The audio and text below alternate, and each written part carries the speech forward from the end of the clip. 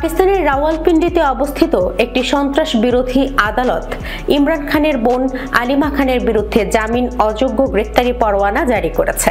এই আদেশ দেওয়া হয় তার বিরুদ্ধে হওয়া মামলায় ধারাবাহিক অনুপস্থিতির কারণে। আদালত তাকে আগামী 22 অক্টোবর আদালতে হাজির করার নির্দেশ দিয়েছে।